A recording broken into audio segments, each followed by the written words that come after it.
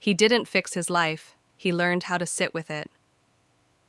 There are moments in life that don't feel important when they happen. No one claps for them.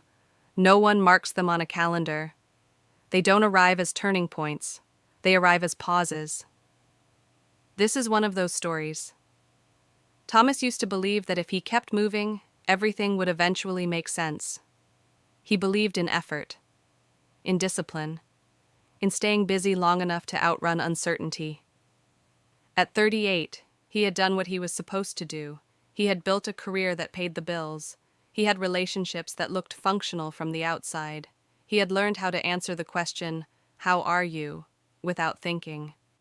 "I'm fine." It was the safest answer, and for a long time, it worked. Until one evening, it didn't. It was an ordinary weekday night.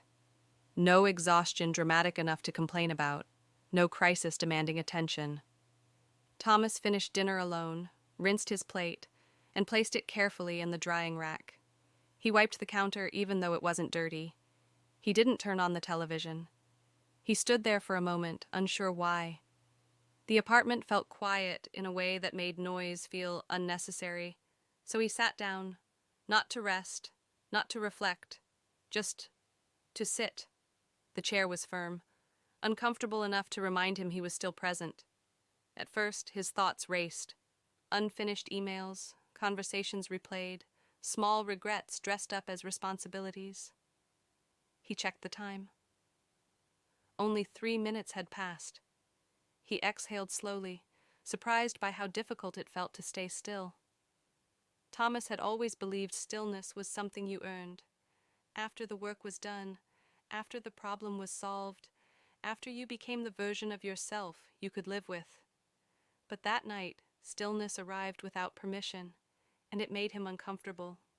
He noticed how tense his shoulders were, how shallow his breathing had become. He couldn't remember the last time he had sat without an agenda, without music, without scrolling, without planning what came next. So he stayed, not because it felt good, but because leaving felt dishonest. The next evening, he did it again. Same chair, same silence. This time, the discomfort arrived faster, and underneath it, something else.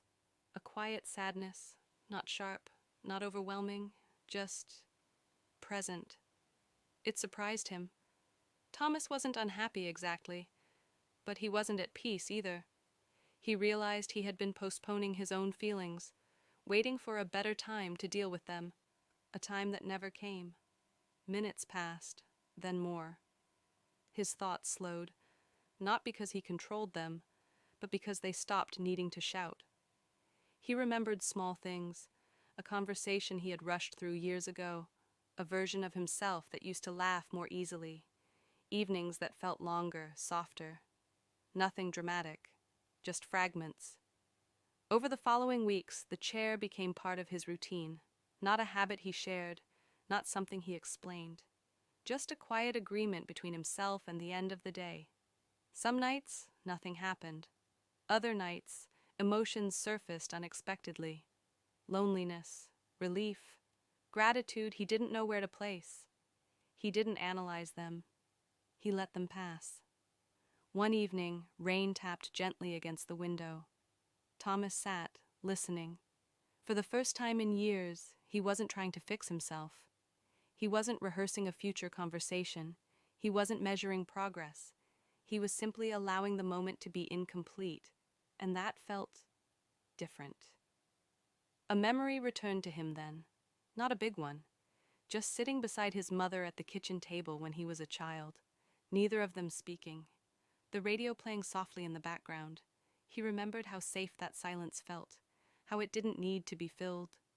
Thomas swallowed. He hadn't been chasing success. He had been chasing that feeling. One night, he missed the chair. A late meeting ran long. Dinner was rushed. When he finally sat down, the moment had passed. And to his surprise, he felt disappointed. Not because he lost productivity time, but because he missed himself. The next morning, he noticed something subtle. He was listening differently, not waiting for his turn to speak, not planning responses, just listening. At work, a colleague mentioned feeling overwhelmed. Thomas didn't offer advice. He didn't interrupt. He nodded. "I get that," he said quietly, and meant it. Weeks passed. Nothing in Thomas's life changed on paper. Same job, same apartment, same routines. But the weight of everything felt lighter. Not because it was gone, but because he wasn't carrying it alone anymore. He was carrying it consciously.